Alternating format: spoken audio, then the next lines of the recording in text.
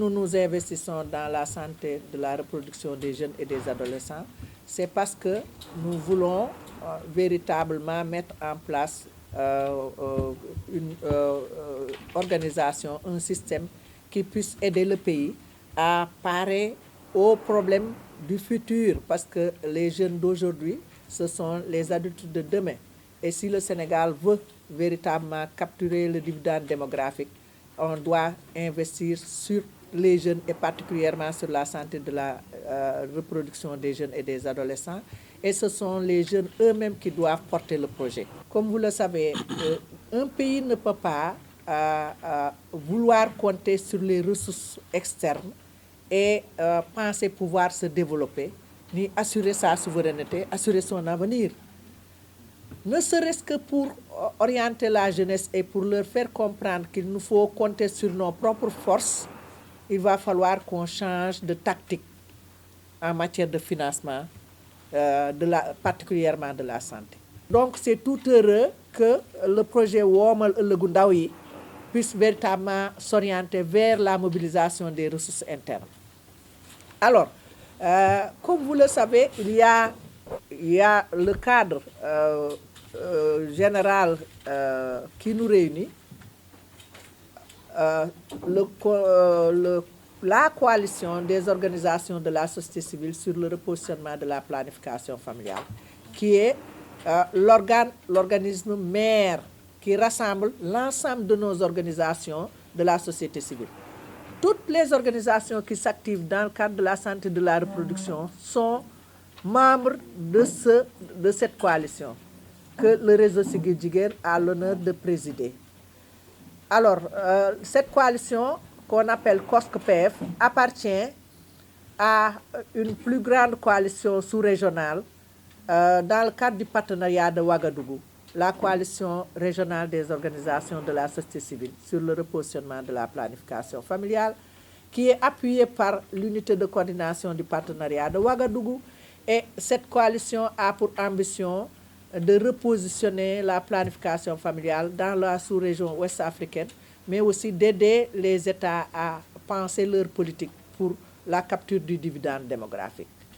Alors, la cellule nationale qui est la COSC-PF devait développer un objectif de plaidoyer pour la mobilisation des ressources. Il y a de cela 3 ans. Et donc la COSC-PF devait faire l'état des lieux au Sénégal pour savoir exactement où est-ce qu'on peut aller chercher des ressources internes pour mobiliser des fonds afin d'aider l'État, comme l'a si bien dit M. Sarr, à ce que le financement de la planification familiale soit une réalité. Parce que l'État ne peut pas tout faire, comme on le dit souvent, et nous ne voulons même pas que l'État fasse tout. Parce que nous, acteurs société civile, nous avons une part de responsabilité dans la mobilisation des ressources et nous devons contribuer vraiment à faire notre devoir pour que l'État puisse atteindre les objectifs fixés. Le premier acte, c'est que la COSC a réfléchi sur une stratégie de mobilisation des ressources internes et nous avons visé particulièrement le secteur privé. Pourquoi le secteur privé? Nous considérons que les multinationales qui s'installent dans le pays à travers les régions exploitent les ressources nationales.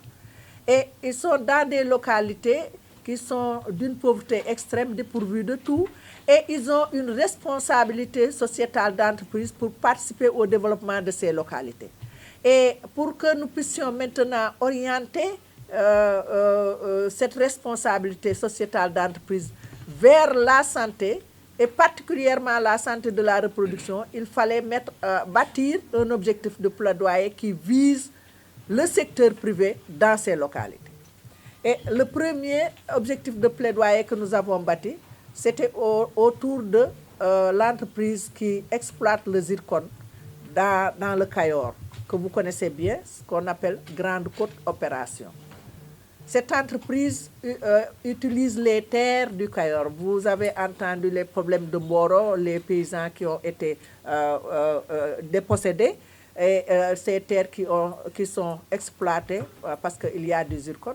Et les effets néfastes de l'exploitation sur l'environnement, ce qui doit véritablement être compensé par un appui de cette institution internationale qui exploite les ressources naturelles locales en termes de vraiment financement des activités sociales et particulièrement la santé des populations dans ces localités. Alors c'est sur cette base que nous avons fondé un objectif de plaidoyer et nous sommes allés vers Grande Côte Opération.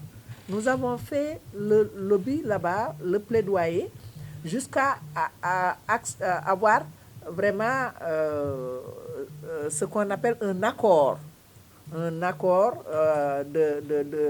coopération pour que Grande Côte Opération puisse financer les activités de santé de la reproduction au niveau des centres de santé des départements du département de Tivaouane, là où il exploite le zircon. Alors, le financement devait tourner autour de l'expression des besoins de ces postes de santé. Et donc, il y avait l'administration qui était mobilisée, le préfet lui-même, le médecin-chef de district qui devait faire l'état des lieux sur ses besoins en matière vraiment de financement de ces postes de santé et orienter maintenant l'argent que Grande Côte Opération met sur la santé de la reproduction des jeunes et des adolescents dans le département. Et ils avaient identifié des besoins très clairs. Il y avait des besoins d'équipement de ces centres, d'aménagement de ces centres pour qu'il y ait des lieux adéquats, attirants, pour que les adolescents puissent venir demander le service et trouver le service à ce niveau. Et donc améliorer un peu l'accueil et vraiment l'équipement de ces centres de santé. La promotion du bien-être des adolescents et jeunes est un enjeu majeur au Sénégal parce que la jeunesse constitue plus de la majorité de la population sénégalaise avec des besoins en termes d'éducation, en termes de santé.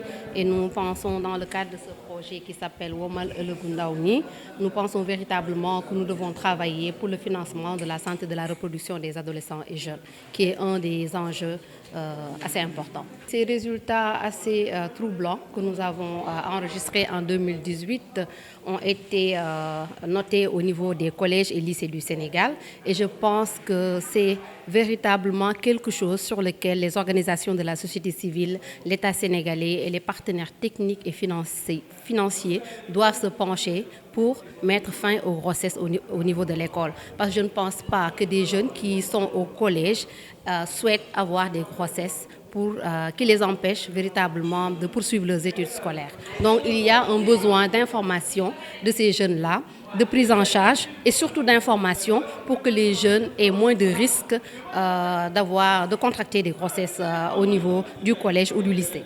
Je pense que l'adolescence, déjà, c'est un âge où on n'a véritablement pas toutes les informations requises en termes de santé de la reproduction. Et il y a aussi les jeunes avec peut-être leur façon de faire ou le manque de savoir par rapport aux risques qui sont liés aux grossesses précoces, c'est des choses qui peuvent causer ces grossesses-là en milieu scolaire. Il y a de nouvelles statistiques, mais pour le moment, nous n'en disposions pas. Mais je pense que les chiffres ont évolué parce que l'étude a été faite au niveau juste de 457 établissements. Et ce n'est pas tous les établissements du Sénégal qui ont été ciblés. Donc, c'est sûr qu'il y a plus de grossesses que ce qui a été partagé en 2018. Dans le cadre de ce projet Womal Ndaoni, nous voulons mobiliser des fonds du secteur privé en collaboration avec les collectivités territoriales. Parce que les collectivités territoriales au Sénégal sont assez nombreuses, on en a un peu plus de 500.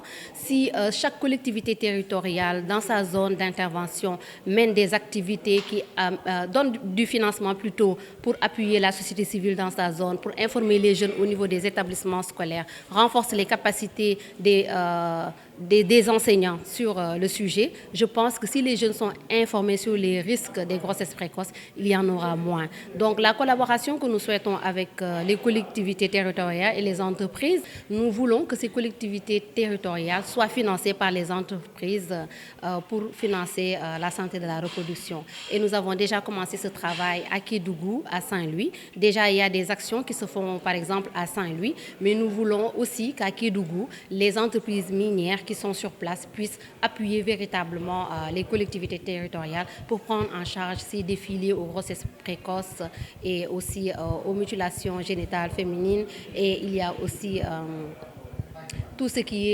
qui empêche véritablement l'évolution ou le développement du Sénégal en termes de bien-être des jeunes.